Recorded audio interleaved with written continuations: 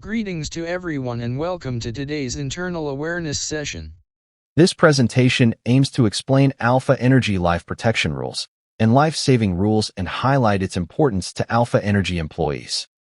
The contents of the presentation will include the following: awareness objectives, awareness deliverables, Alpha Energy life protection rules, LPR, life-saving rules, LSR, how to communicate and use the life-saving rules, consequences for breaching the life-saving rules.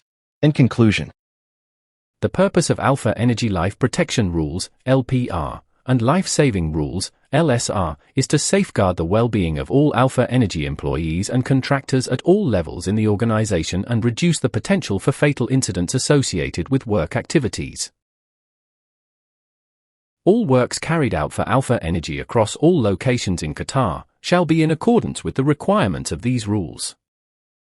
The deliverables of this awareness session is to understand and follow safety protocols. All employees need to know the life protection rules and HSE management system procedures to ensure safe work practices.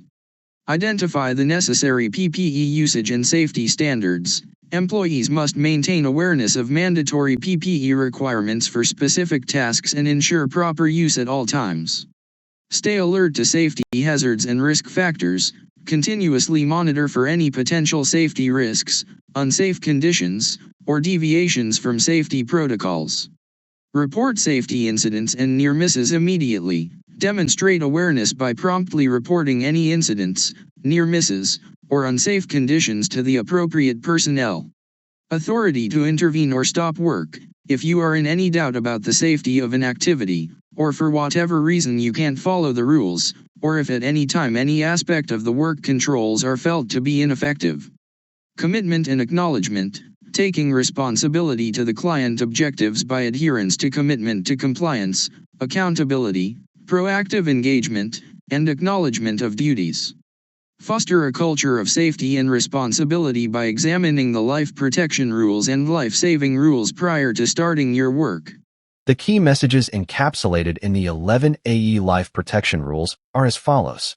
The primary aim of the life protection rules is to ensure your safety. It is your responsibility to follow these life protection rules. You should report and take action whenever these protection rules are violated.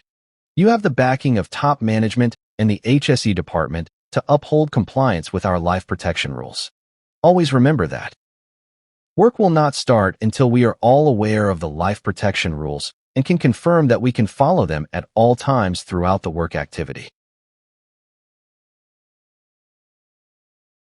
We are all authorized to intervene or stop work if we are in any doubt about the safety of an activity, or for whatever reason we can't follow the rules, or if at any time any aspect of the work controls are felt to be ineffective. Assess each job activity for potential hazards and ensure using a standardized risk assessment template. Identify the necessary personal protective equipment, PPE, based on the identified hazards, example safety gloves, safety harness, goggles, and ensure compliance with these requirements beyond the mandatory PPE standards. Ensure all employees are trained in proper PPE selection, usage, and maintenance. Regularly review and update risk assessments and PPE requirements to reflect changes in job activities or regulations. Follow the road safety rules. Train all employees on road safety regulations, including speed limits, traffic signals, and safe driving practices, and continuously monitor their activities through the IVMS system. Ensure that the vehicle is equipped with the required safety features and is maintained in safe working order. Ensure that all vehicles are regularly maintained and compliant with safety standards. Ensure employees adhere to implement guidelines for safe parking, pedestrian awareness, and defensive driving practices. The driver and passengers must take responsibility for each other's safety, for example by ensuring all occupants are wearing a seat belt, and the driver is not distracted or fatigued. Stop the driving activity if at any point of time any of the safe driving rules are not felt to be followed, or if any of the controls associated with the driving activity are felt to be ineffective. Monitor and enforce compliance through periodic inspections, audits and spot checks. Obtain authorization or a valid permit to work before overriding or disabling safety-critical equipment or systems. Authorization for bypassing or overriding a HSE system shall only be given by a designated competent HSE person in accordance with the management system procedures. Require employees to submit a permit request detailing the work to be performed, potential hazards, and safety measures. Alternate prevention and mitigation measures must be assessed, authorized, and implemented, and to ensure that risk is adequately managed during the bypass, override. Document all instances of overriding or disabling safety-critical equipment, including justifications and outcomes. Do not use banned or unauthorized tools or equipment. Ensure an updated list of expired and authorized tools and equipment is maintained, detailing the reasons for expiry and their designated storage locations. Train employees on the risks associated with expired tools and the importance of using approved equipment. Conduct regular inspections to ensure compliance with tool and equipment usage LPR. Ensure that any breaches are addressed promptly and consistently to reinforce the importance of LPR safety compliance. Verify isolation before work begins and use specified life-protecting equipment. Implement a lockout-tagout (LOTO) procedure to ensure equipment is isolated before maintenance or repair can begin. Clearly identify all energy sources associated with the equipment or area where work will be conducted, including electrical, mechanical, hydraulic, pneumatic, and thermal sources. Require a thorough verification process to confirm all energy sources are isolated and de-energized. Ensure that life-protecting equipment, example LOTO, barriers, is used in accordance with job-specific requirements. Ensure that only trained personnel are utilized to execute the energy isolation process. Immediately report any unexpected hazards or changes in conditions to the supervisor and take necessary corrective actions. Use specified prevention equipment for all critical work activities.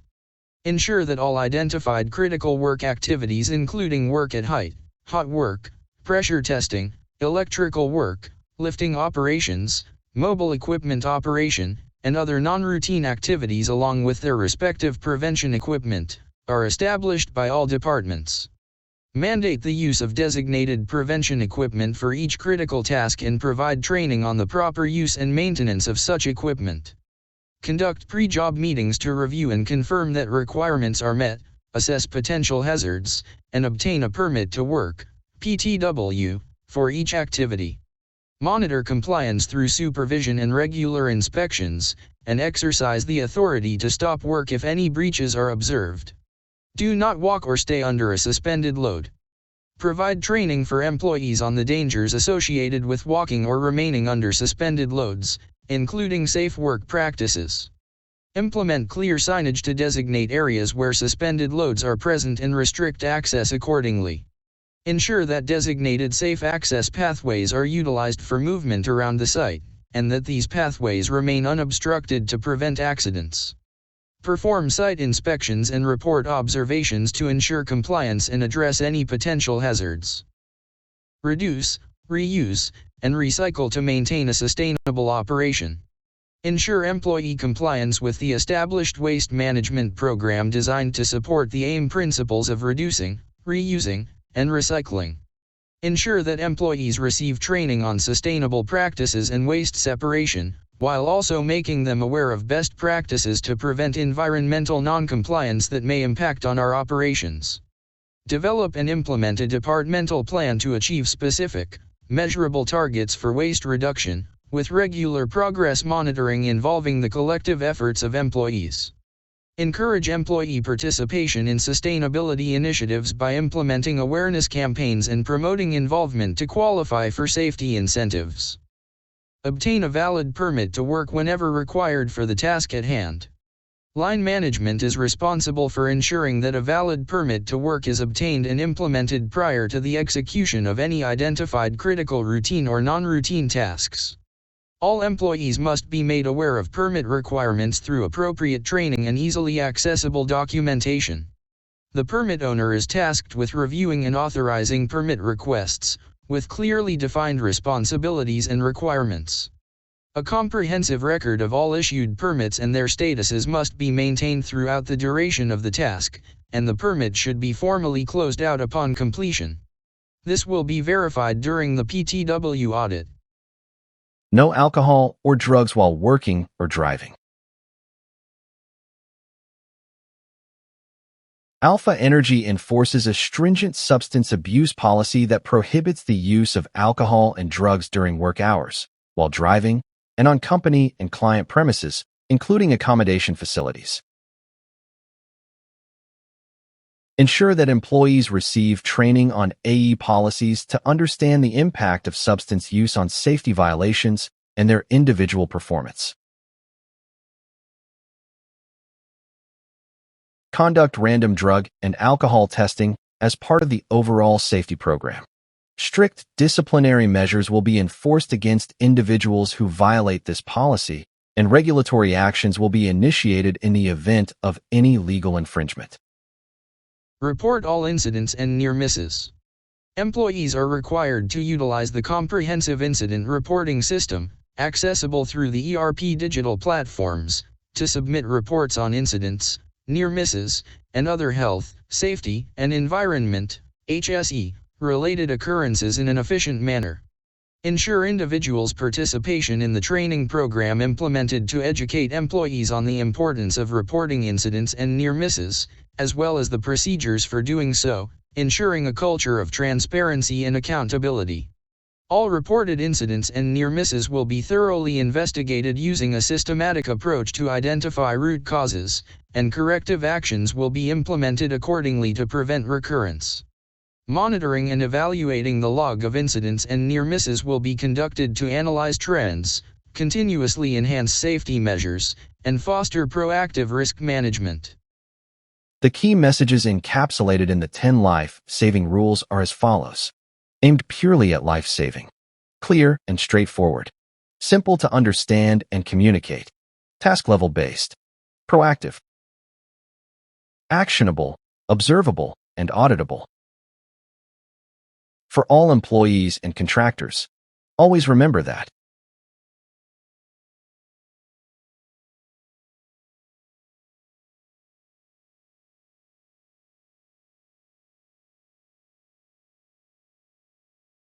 Work will not start until we are all aware of the life-saving rules and can confirm that we can follow them at all times throughout the work activity. We are all authorized to intervene or stop work if we are in any doubt about the safety of an activity, or for whatever reason we can't follow the rules, or if at any time any aspect of the work controls are felt to be ineffective. Work authorization. Work with a valid permit when required. I have confirmed if a permit is required. I am authorized to perform the work. I understand the permit. I have confirmed that hazards are controlled and it is safe to start. I stop and reassess if conditions change. Work authorization. The permit to work, PTW, system is what helps to ensure that required work activities are undertaken safely, with appropriate approval authority and controls. A PTW system describes the steps you need to take to stay safe during an authorized work activity. It will typically cover such activities as cold work, hot work, excavation, confined space entry, work at height, mechanical lifting, use of radioactive sources, etc. Work authorization is more than just a person in charge, the area authority, and the permit issuer, signing the PTW form. It involves confirmation of all preparation has been undertaken and that it is safe, effective, having the appropriate authorization to either start, resume, or hand over a task. The persons in charge of the work confirm that it is safe to start, that controls are in place and effective, and the task can be performed as planned. What you need to do to ensure that you follow the life-saving rule for work authorization: understand the overall permit to work process and your role in it, and if unsure, speak to your supervisor or house representative. Ensure that you have an approved permit to work before commencing work, comply with all of the requirements specified in the permit to work, and ensure that everyone working under the permit is also aware of the requirements. Be aware of the potential for simultaneous activities or associated work, which would impact on the safe undertaking of either activity, and stop work at any point of time where the conditions change or there is reason to believe that work cannot proceed safely, or if any of the controls associated with the work activity are felt to be ineffective, including ineffective supervision. Obtain authorization before overriding or disabling safety controls. I understand and use safety-critical equipment and procedures which apply to my task. I obtain authorization before disabling or overriding safety equipment, deviating from procedures, crossing a barrier. Bypassing safety controls. Many serious incidents occur when safety controls are either ignored, poorly maintained, and intentionally or unintentionally bypassed. Safety-critical controls include equipment, such as fire and explosion protection and mitigation systems, guards, interlocks sensors, logic solvers, and end devices, lockout, tagout devices, relief valves, critical controls and alarms, safety-critical monitoring equipment, and all fire protection and life-saving equipment, whose purpose is to prevent a fatality or other major accident, limit the consequences of a major accident, or whose failure could cause or contribute substantially to a fatality or other major accident. Procedures and safety-critical tasks instructions that if not performed correctly or at the right time could result in a fatality or other major accident. Safety-critical equipment and procedures are typically identified as safeguards, controls, in various risk assessments such as job safety analysis, JSA, hazard identification, HAZID, hazard and operability, HAZOP, layers of protection analysis, LOPA, and bow ties.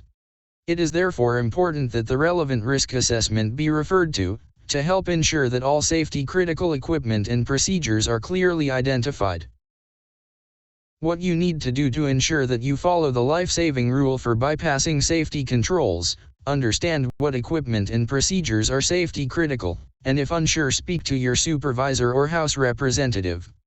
Authorization for bypassing or overriding a house system shall only be given by a designated competent person, area authority, in accordance with the governing site procedures, such as permit to work (PTW) or isolation certificates. Alternate prevention and mitigation measures must be assessed, authorized, and implemented, if required, to ensure that risk is adequately managed during the bypass, override. All bypasses and overrides shall be documented and communicated to all concerned and confined space.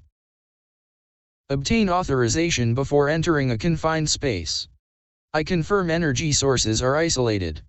I confirm the atmosphere has been tested and is monitored. I check and use my breathing apparatus when required. I confirm there is an attendant standing by. I confirm a rescue plan is in place. I obtain authorization to enter. Confined space is an enclosed or substantially enclosed volume where there is a reasonably foreseeable risk of serious injury to personnel entering the volume from hazardous substances or conditions within the volume or nearby. A confined space, such as a vessel, tank, pipe, cellar, pit, or a trench, excavation, can contain flammable, explosive gas, vapors, or a toxic or asphyxiating atmosphere, or other dangers such as energy releases, lack of oxygen, exposure to hazardous chemicals, things that can fall on you or crush you, or that you can fall from or into. What you need to do to ensure that you follow the life-saving rule for confined space. Understand what constitutes a confined space, and if unsure, speak to your supervisor or house representative. Ensure a valid permit to work, PTW, is raised and approved. All PTW controls are in place. Obtain the necessary authorization before entering a confined space. Understand and follow all of the PTW controls for entering a confined space, and stop confined space work at any point of time where the conditions change or there is reason to believe that work cannot proceed safely, or if any of the controls associated with the confined space work are felt to be ineffective, including ineffective supervision. Driving: follow safe driving rules. I always wear a seat belt. I do not exceed the speed limit and reduce my speed for road conditions. I do not use phones or operate devices while driving. I am fit, rested, and fully alert while driving. I follow journey management requirements. Driving. The driver and passengers must take responsibility for each other's safety, for example by ensuring all occupants are wearing a seat belt, and the driver is not distracted or fatigued. Fitness for duty means assuring that an individual can complete a task safely and without unacceptable risk to themselves or others. This includes not being under the influence of drugs and alcohol. What you need to do to ensure that you follow the life-saving rule for driving. Understand your responsibilities as a driver or a passenger, and if unsure speak to your supervisor or HSE representative, as either the driver or as a passenger. Understand and follow the expectations related to the use of seat belts, following the speed limits, and all other road safety rules, not using phones or other devices and avoiding other distractions, ensuring fitness of the driver, and following the journey management requirements. Ensure that the vehicle is equipped with the required safety features and is maintained in safe working order. While driving in adverse condition, such as fog, it is required that the speed of the vehicle is lowered, and low-beam headlights are turned on. If the fog is heavy and it becomes thick, safely and completely pull the vehicle off the road. In case of rainstorm, slow down the vehicle at the first sight of rain or drizzle. Turn on the low-beam headlights. Heavy rainfalls can reduce visibility to zero. Thereby, pull over and wait for the rain to subside or until visibility is restored, and stop the driving activity if at any point of time any of the safe driving rules are not felt to be followed, or if any of the controls associated with the driving activity are felt to be ineffective, including ineffective supervision. Energy isolation. Verify isolation and zero energy before work begins. I have identified all energy sources. I confirm that hazardous energy sources have been isolated, locked, and tagged. I have checked there is zero energy and tested for residual or stored energy. Energy isolation. Energy isolation separates people from hazards such as hazardous chemicals, electricity, pressure, and energized equipment. Energy isolation also provides protection from potential energy sources, such as positioning valves to prevent tanks filling with materials due to gravity. Any stored energy, such as hydraulic or pneumatic power, shall also be dissipated before the work starts. What you need to do to ensure that you follow the life-saving rule for energy isolation. Understand when energy isolation needs to be applied, and if unsure speak to your supervisor or HSE representative. Ensure a valid permit to work is raised and approved, if required, including all relevant isolation certificates and registers. Verify that all isolations are implemented before starting work. There is a process in place to document and communicate the status of isolation between shifts and different work groups. Ensure that isolation integrity is regularly checked and maintained at all times during work, and stop work at any point of time if there is any concern related to the extent of the energy isolation, or if any of the controls associated with the isolation of energy sources are felt to be ineffective, including ineffective supervision. Hot work. Control flammables and ignition sources. Identify and control ignition sources. Before starting any hot work, I confirm flammable material has been removed or isolated. I obtain authorization. Before starting hot work in a hazardous area, I confirm a gas test has been completed. Gas will be monitored continually. Hot work includes any work that creates the potential for an ignition source that is performed in an area which has the potential for the presence of hydrocarbons or flammable materials, a hazardous area. Ignition sources are open flames or sources of heat that could ignite materials in the work area, such as welding, grinding, smoking, torching, unloading of hazardous materials, static electricity, internal combustion engines, chemical reactions, batteries, static electricity, non-classified electrical equipment. What you need to do to ensure that you follow the life-saving rule for hot work. Understand what constitutes hot work and what work can generate a potential source of ignition, and if unsure speak to your supervisor or HSE representative. Understand what constitutes a hazardous area. Confirm that a valid approved permit to work has been issued for any hot work that you are involved with in a hazardous area. Smoke only in approved designated areas, and do not carry matches or lighters where not allowed. Do not carry portable electronic equipment, such as mobile phones, tablets, smartwatches, laptops, into hazardous areas without an appropriate permit.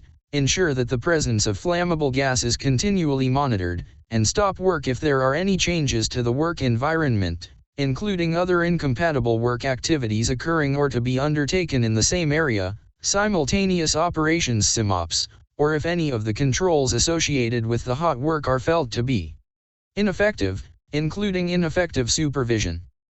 Line of fire. Keep yourself and others out of the line of fire. I position myself to avoid moving objects, vehicles, pressure releases, dropped objects. I establish and obey barriers and exclusion zones. I take action to secure loose objects and report potential dropped objects. Line of fire. The largest number of industry fatalities were by far associated with a line of fire hazard. The intent of the line of fire rule is to engage individuals to actively look for and avoid line of fire hazards. What you need to do to ensure that you follow the life-saving rule for line of fire: understand what constitutes a potential line of fire hazard, and if unsure, speak to your supervisor or HSE representative. Be aware of the potential for movement hazards that can result in a possible struck by or a caught in between accident. Do not cross barriers and stay clear of movement hazards, heavy equipment, or lifting activities. Try to anticipate the unexpected and position yourself and others away from possible line of fire hazards.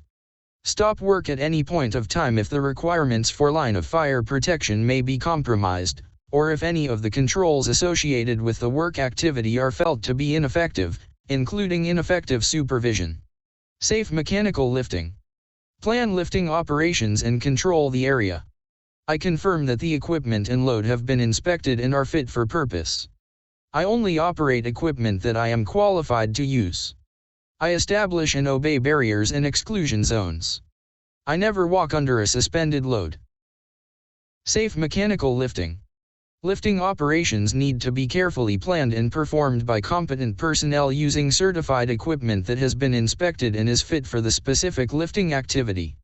To protect people around suspended loads in any mechanical lifting operation, access must be controlled through physical barriers and exclusion zones. When mechanically lifting people, example man riding, personnel baskets, personnel transfer, mobile elevated work platforms, the equipment must be specifically designed and certified for lifting people. What you need to do to ensure that you follow the life-saving rule for safe mechanical lifting. Understand what your specific responsibilities are with respect to safe mechanical lifting, and if unsure, speak to your supervisor or HSE representative. Follow lifting procedures at all times for lifts involving portable, fixed, and transportable lifting equipment. Ensure that a lifting plan is prepared, and any permit to work requirements, where applicable, are followed. Ensure that all lifting equipment and lifting gear is inspected and certified. Ensure that lifting equipment is only operated by competent personnel. All lifts are within the dynamic or static capacities of the lifting equipment, gear being used. Do not cross barriers and stay clear of any lifting activity line of fire zone, both vertical and horizontal. Stop work at any point of time where the lifting activity cannot proceed safely, or if any of the controls associated with the lifting are felt to be ineffective, including ineffective supervision, and stop work if there are any changes to the work environment, including other incompatible work activities occurring or to be undertaken in the same area, simultaneous operations SIMOPS. Toxic gas. Follow the rules for working in toxic gas environments. I follow safety precautions before entering toxic gas environments. I inspect my gas detector and respiratory protection equipment before use. I stay alert and prepare myself for emergency evacuation. I take action whenever toxic gas protection control barriers are compromised. Toxic gas in operations will typically refer to hydrogen sulfide, H2S, although it can also cover other toxic gases such as chlorine, Cl2. Note, typical hydrocarbon gases, such as methane or ethane, are not considered toxic. They are considered to be asphyxiates. Also note that H2S is a flammable gas as well, and it is considered under hot work life-saving rule for its flammability property, while for its toxicity, it is considered under toxic gas life-saving rule. If you are authorized to enter a toxic gas zone, you must understand what a toxic gas is and what constitutes a toxic gas zone, and if unsure, speak to your supervisor or HSE representative. Turn on your personal toxic gas detector and carry an emergency escape breathing apparatus. Understand what to do if the detector activates. Know how to don the emergency escape breathing apparatus. Know how to don a self-contained breathing apparatus, SCBA, if you are required and deemed fit to work in such an environment. And be aware of wind direction and your escape route to a point of safety throughout operation in the risk area. What you need to do to ensure that you follow the life-saving rule for toxic gas. Be aware of the location of toxic gas environments in your workplace. Only enter a toxic gas zone with appropriate approval. Carry an appropriate gas detector and respiratory protection whenever required. Follow the toxic gas response plan in the event of a toxic gas release. And stop work at any point of time where the requirements for protection against toxic gas cannot be met, or if any of the controls associated with the entry are felt to be ineffective, including ineffective supervision. Working at height. Protect yourself against a fall when working at height. I inspect my fall protection equipment before use. I secure tools and work materials to prevent dropped objects. I tie off 100% to approved anchor points while outside a protected area. Working at height. Whenever work must be carried out at height, 1.8 meters or higher, it is necessary to provide the worker with a safe means of access to the work and during the work. This is normally achieved by a purpose-built fixed platform, with handrails and toe boards, or by certified scaffolding, a safe working platform, either permanent or temporary. Preventing objects from falling from height and using physical barriers below the working area keeps you and people working below you safe. Note: a protected area is an area such as an elevated work area or platform not enclosed by handrails, and working in these areas requires the use of approved fall protection equipment secured to an approved anchor point.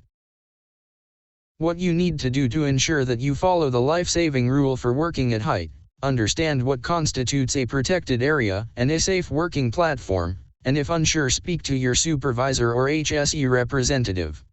Any safe working platform is fit for purpose, handrails, toe boards, with a safe working load defined, and all scaffolding is certified. Ensure that you use fall protection equipment at all times when not working on a safe working platform. Ensure that the fall arrest system is properly anchored. Maintain tie-off at all times when using fall protection equipment. Secure all loose equipment, materials, and tools when working at height, and stop work at any point of time where the requirements for working at heights cannot be met, or if any of the controls associated with the work are felt to be ineffective, including ineffective supervision. There are various ways to communicate and use the life-saving rules and life protection rules in your day-to-day work activities. Toolbox talks and safety meetings and onboardings. Toolbox talk and routine safety meetings provide an excellent opportunity to keep the safety rules in the forefront of workers' minds before they start work for the day, and to refresh on a regular basis. One obvious question to ask is, can we learn from incidents that involved a life-saving rule not being followed, and this must be highlighted with worker groups to avoid similar issues to arise again. During orientation, your commitment to the life-saving and protection rules is assessed. Pre-job planning and safety moments. During pre-job planning is an excellent opportunity to identify all of the relevant life-saving rules that apply to the planned scope of work. This will help to ensure that the associated JSA and risk assessment adequately covers the relevant hazards involved with the work activity. Post-incident safety moments on life-saving rules or life protection rules at all work locations. The questions listed below can assist with this process. Are we doing any work today involving any life-saving rules? How can make sure that we follow the rules from start to finish? What needs to be in place for this to happen? Is everything in place, and is it in good working condition, fit for purpose? What could possibly change during the undertaking of the work that can place people at higher risk? Last-minute review of the risk assessment. Before work actually starts, there is always an opportunity to revisit and confirm that all of the life-saving and protection rules are identified and suitably addressed in the planned execution of the work. The questions listed below can assist with this process. Have I done all the life-saving rules actions? Is everything as we discussed in the pre-job planning? Are there any line of fire, hazards or ignition sources we didn't identify? Are there any simultaneous and possibly incompatible work activities being undertaken, or planned, in the vicinity? PTW or permit to work. After work is completed, it is worthwhile to recap and ask the following questions. On-site compliance monitoring. Are supervisors and permit issuers ensuring life-saving rules adherence during the task? Emergency preparedness. Are rescue plans, safety equipment, and emergency procedures aligned with life-saving rules? Permit closure review. Was life-saving rules adherence maintained before closing the permit to work? Observations and walkabouts. All levels of AE personnel may be involved with site visits and walkabouts, from the highest level in the organization through to line supervision. At each site visit, look for the following and ask the following questions and observe as follows. 1. Ask workers if they know which of the life-saving rules apply to their work activities. 2. Do you see anyone performing work where a life-saving rule is relevant? 3. Are they following the rules? If yes, great, recognize it directly with the workers.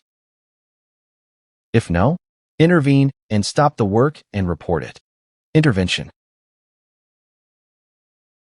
Stop authority is an authority that everyone has if work is not being undertaken in accordance with established procedures and the LSR/LPR. This requirement and obligation to intervene applies to all employees and contractors. We all need to intervene to stop work if at any time a LSR/LPR is not being followed. If a LSR/LPR is being breached, report it to your supervisor after you intervene. Employees will not be penalized if they responsibly exercise their stop authority. There are consequences for failure to follow the life-saving and protection rules for those involved.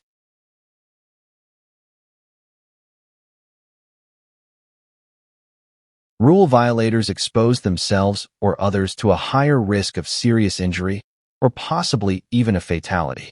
It is the responsibility of all employees and contractors to exercise their stop authority if they see any life-saving rule being violated. Failure to intervene and negligence to report breaches of any life-saving rules shall be investigated in line with non-compliance assessment process. If the rule violator acted intentionally, the maximum permissible disciplinary action will be applied. For employees or contractors, this can include removal from site and disqualification from any future company work. If a supervisor sets the conditions for rule breaking or fails to follow through if any rule is broken, appropriate disciplinary action will apply. For breaching of AE life protection rules, AEHSE will issue violation notifications to employees, and subsequent stages may involve the issuance of official warning letters from the HR department. Safety incentive nominations for employees in violation will be rendered null and void, which will also be reflected in the employee's HSE performance statistics. In conclusion, we hope that each of you feel more empowered and equipped to contribute to Alpha Energy's framework effectively. At the end of this presentation, you will be able to carry out and carry the knowledge learned today into your daily practices and strive for excellence in all that we do. This presentation has highlighted the importance of AE Life Protection Rules, LPR, and ADNOC Life Saving Rules, LSR, to safeguard the well-being of all AE employees and contractors at all levels in the organization and reduce the potential for fatal incidents associated with work activities. Ensure that AE employees understand how to properly identify, assess, and take immediate attention and control measures if hazard occurs. All AE employees must use stop work authority if we are in any doubt about the safety of an activity, or for whatever reason we can't follow the rules, or if at any time any aspect of the work controls are felt to be ineffective. Let's continue working together to make a positive impact and drive excellence across our organization. Following this awareness session, please take a moment to complete the training evaluation questionnaire. Kindly submit your responses to HSE department for our records. Thank you.